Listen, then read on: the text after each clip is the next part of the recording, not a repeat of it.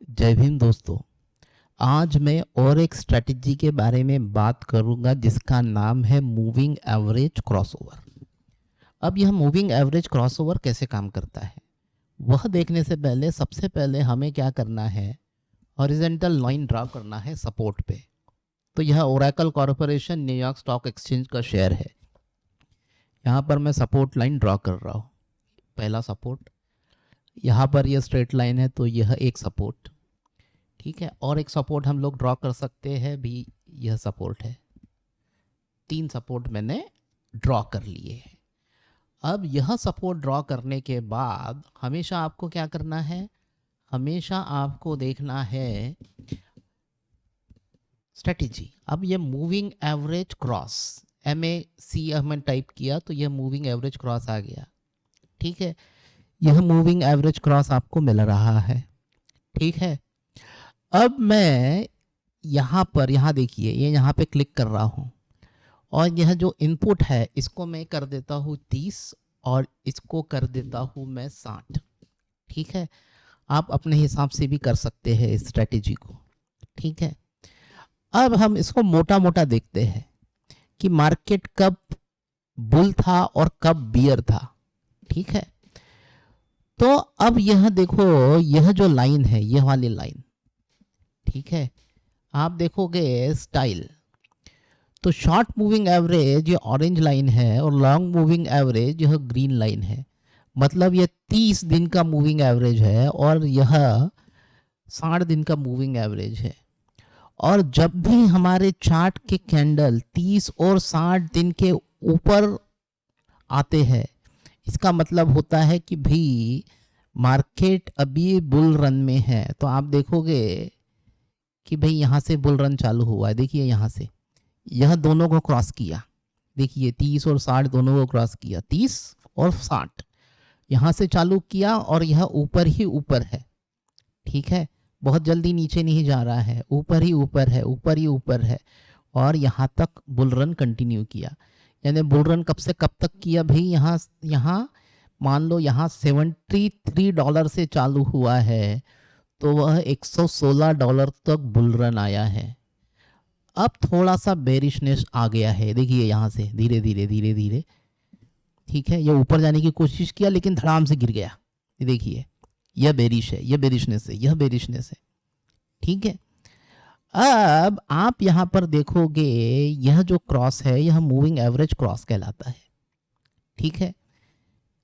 अब यहाँ से यहाँ तक जब लाइन हिट करेगी तो यहाँ एक और क्रॉस बनाएगा, ठीक है। लेकिन यह क्रॉस बनने का मतलब क्या है, इसका मतलब है भाई कि देखिए मूविंग एवरेज क्रॉस से प्राइस बेरिश में नीचे जा रही है और यह नीचे और नीचे और नीचे और नीचे ही जा रही है। और फिर इसके बाद यह 30 डे के मूविंग एवरेज को तोड़ रही है, ठीक है ना। यह 30 डे के मूविंग एवरेज को तोड़ रही है, ठीक है। और इसके बीच में अच्छा खासा गैप है, मतलब यह 60 दिन के मूविंग एवरेज को भी तोड़ सकती है। तो जो ट्रेडर्स होते हैं, ट्रेडर्स वह इस तरीके के सिंबल देखते हैं कि भाई यहाँ पर आप खरीद लो 1000-2000 शेयर और जैसे ही ये तोड़ के ऊपर जाए, मार्केट थोड़ा सा बुल रन में है, ठीक है, तो अपना $10-12 1000 शेयर पे बना लो, $10,000 का प्रॉफिट बना लो और फिर निकल जाओ, ठीक है। तो जो ट्रेडर्स होते हैं वो सिग्नल देखते हैं। यह हो गया एक तरीके का सिग्नल। यह क्या हो गया, 30 दिन से नीचे है, 30 दिन मूविंग एवरेज से भैया ये क्या है, नीचे है और यह इसके तोड़ते हुए जाएगा, ठीक है, ठीक है। और ट्रेडर को यहाँ साइन कैसे मिलेगा, इस चार्ट के बेस पे मिलेगा, ये 2 कैंडल के बेस पे मिलेगा। यह 2 कैंडल कैसे देखना है मैं बाद में बताऊंगा, ठीक है। लेकिन मूविंग एवरेज क्रॉस भी आपको पता होना चाहिए। अब यह मूविंग एवरेज क्रॉस आपने देखा कि भाई एक सपोर्ट से नीचे है और नीचे से अगर सपोर्ट तोड़ रहा है मतलब यह ऊपर की तरफ रेजिस्टेंस लेवल जो होता है यह हो गया फर्स्ट लेवल ऑफ रेजिस्टेंस। मतलब यहां से यहां तक तो भागेगा ही भागेगा रेजिस्टेंस, तो ये देखिए इस लेवल पे यहाँ पर एक ही लेवल पे आ रहा है, ऐसा भाग नहीं रहा है यहाँ से। ये देखिए यहाँ से भाग नहीं रहा है, यहाँ से एक ही लेवल पे झूल रहा है।